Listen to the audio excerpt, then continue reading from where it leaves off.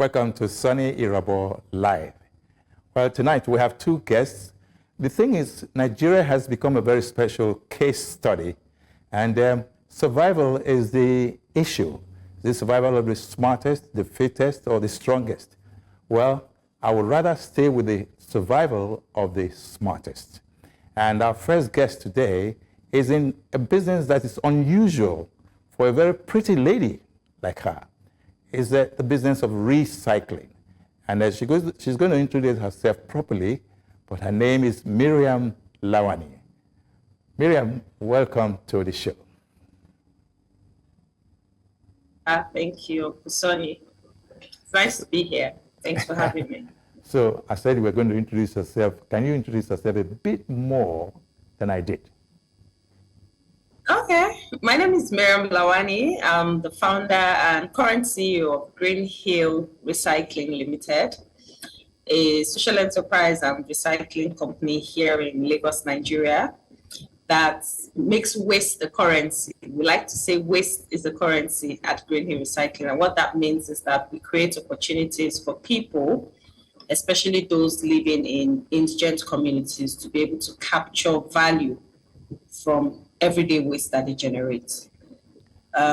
So we've been able to create a platform where people can exchange their waste for cash or incentives such as food, groceries, pay the fees for out-of-school children, start up a micro business, So because we've been able to create a platform where waste then becomes a source to exchange value.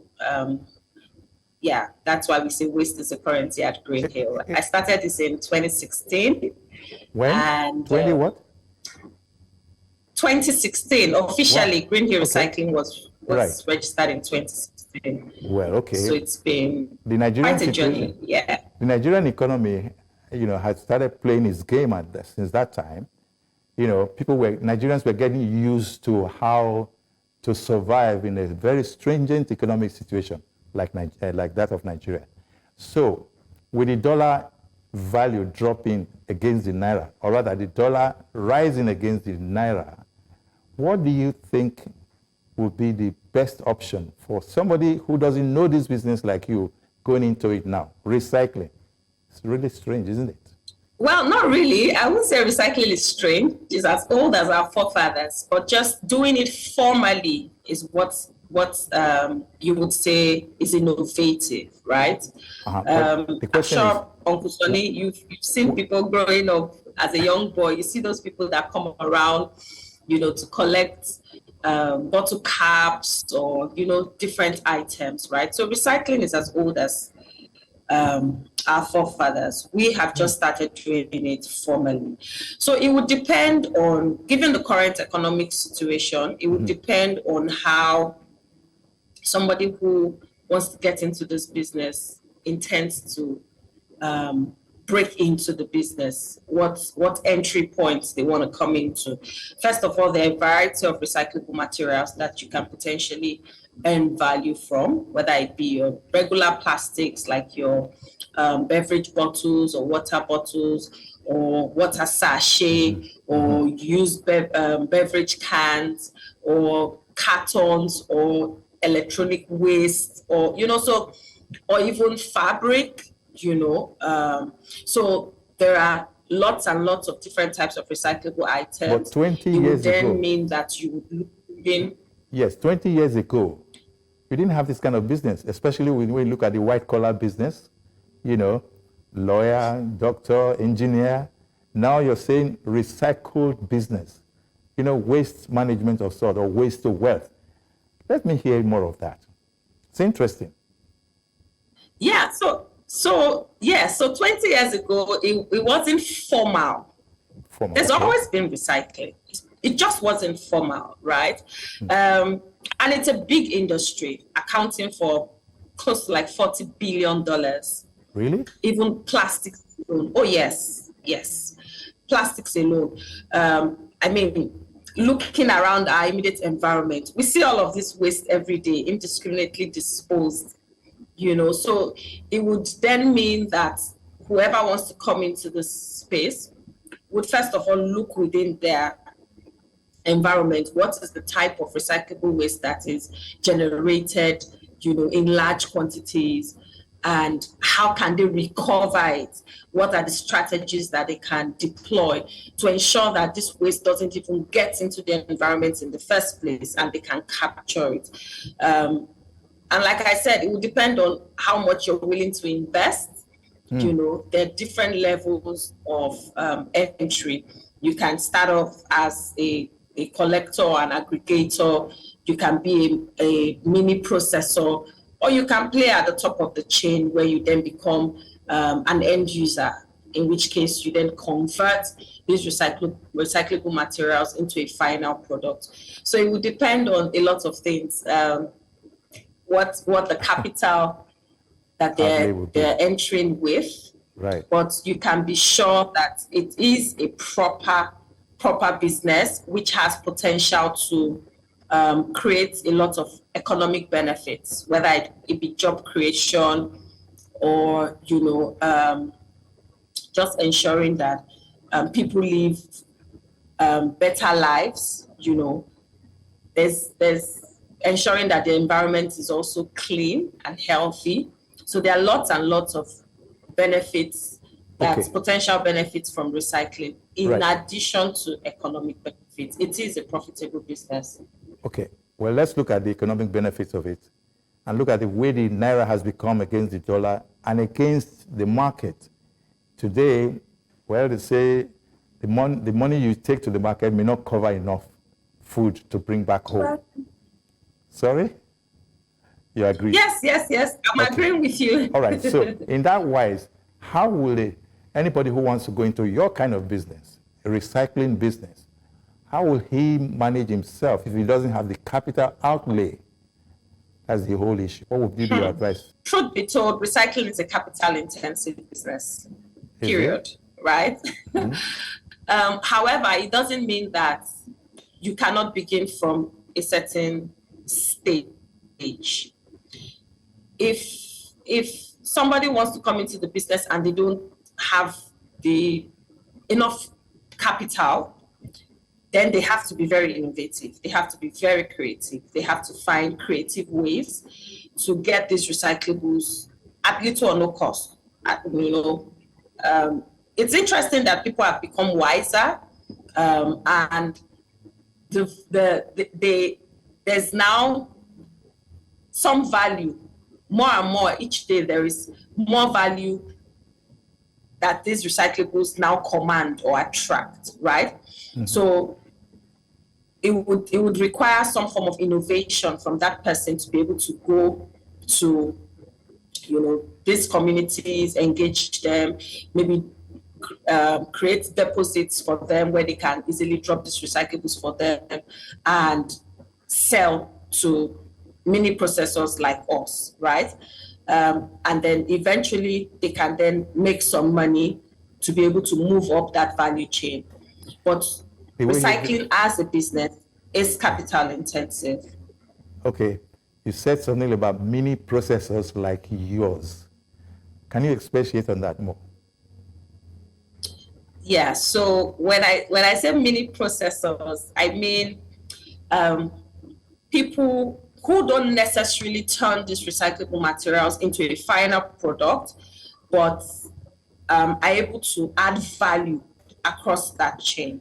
So when we collect these recyclable materials, for example, from households, from hotels, from different places where these recyclable materials are generated from, we ensure that they don't get into the dump sites. That's why we exist, really.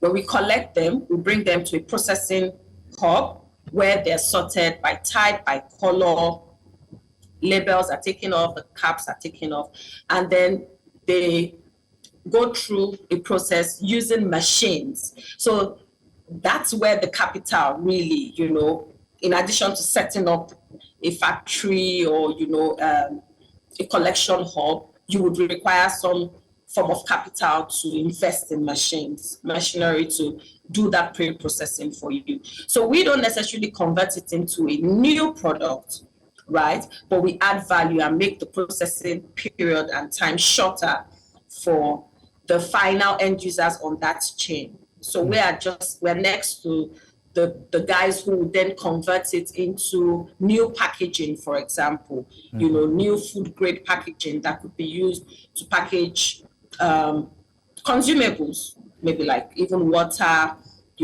food, and different other materials. So that's what I mean by pre-processors. It's a long value chain, and it will depend on where you can play. You can be at the top of the chain, you can be somewhere in the middle, you can come in at the bottom, and you can even provide services. Logistics is a big thing in recycling. So you may not necessarily be in the business of collection or pre-processing, but there might be other ways that you can add value within the chain. At the beginning, can function in the area of logistics, in the area of technology. So there are lots of things there are lots of areas that people can plug in and play. Right. At the beginning, let's look at how they start. Anybody who wants to start from the bottom, for example, may not have the necessary capital. Can he start from way low and then rise if possible? If he knows his onions very well, he should be able to manage his resources, I think. So can you give us a little bit, before we go on break, of the bottom end of it, the beginning? Absolutely. I started from the garage of my home. That's where I started this business from. And all I had then were 80-liter, like a 180-liter bin, and a scale, a digital it wasn't even digital, handheld scale, and a few sacks, right? 80 kg sacks or 100 kilogram sacks. And I used to be very excited when I fill up one big sack. I'll be so, excited. Yeah. So you can literally start from anywhere. It will just require resilience, doggedness, just being focused on where it is, where you want to get to, or what it is you want to achieve, and keep pushing. There are also opportunities for funding, for people who engage in this kind of business. Let me come in there. But yeah, you can start from just collection. Yeah. Okay, let's look at the environment. Lagos is huge, 20 million minimum population. And you see a lot of waste on the highway, on the roadside, and a lot of places that, normally should have people clearing, but they are not clearing. So there's a lot of waste that can be managed or removed. How do you relate with Loma, for example, to ensure that such wastes are not injurious to the environment? How do you see the environment in this matter? Interestingly, we have a very cordial relationship with the current administration of the Lagos State Waste Management Authority. And like they say, Lagos is always at the forefront of a lot of things, right? Across the nation, Lagos leads in recycling. And they have been doing quite a bit in terms of sensitization, ensuring that people know the value, understand the implications of littering, right? Which is how recyclers like us then come in, by incentivizing. Naturally, our people don't like to do what's right. With all due respect, right? It's either they're forced or they're incentivized. So while the government is ensuring that there are policies in place, they're making sure that there is sensitization going on, awareness creation, speaking to people in different dialects that they can understand and relate with. Then you have the recyclers like Greenhill Recycling, who then come in and say, okay, you know what? If you do this thing, which is the right thing to do anyways, you even get rewarded for it. So at the end of the day, it's like a win-win for everybody. Uncle Soni, to be honest, if you pay very close attention, you hardly see plastics on the streets any longer because the value has risen astronomically. I agree with you. Right, in the past 6-8 months, right? So you would barely see plastics just lying around anyhow, but like it used to be. Have you passed the lagoons? Have you seen the coastlines of the creeks of Lagos and see all those floating plastics and everything that we know are injurious to human consumption or even behavior? What do you have to say? Fantastic. Yes, I have. Interestingly, we had a conversation around this a few days ago. Some stakeholders came together with people from Germany, and it was a huge conversation around this. Interestingly, we don't necessarily account for all of the plastics. Not to say that we don't account for some of it, but some of these plastics that you see on the shorelines and on the coastlines actually come in from neighboring countries, and that's a fact, right? So while we try to manage the mess that we already have within our society, there are measures to ensure that these plastics are captured. We don't necessarily have the skills to recover these plastics from the highway, for example, but Loma does, right? And they do some good work in that regard, actually. They have these boats and trained men who go into the waterways and recover these recyclables. It's not the best and the most effective measure, but that's what we're doing currently to capture it. This video that is on the screen, I think I have an idea where this is, and I'm pretty sure that if you went to this same location today, you won't see this volume of plastics anymore, I assure you. You would not see it anymore. I'm glad to hear that. Because awareness is increasing, sensitization is increasing. And I mean, we're here talking about this, right? So many more people would even get to know that there's value in the waste that it discards. There's a question I need to ask you that may be slightly off mark, but I need to ask this question. I was on a boat with a camera, my cameraman was with me, and then somehow I was told by the boat rider, the driver, I think the pilot, because suddenly the boat stopped moving.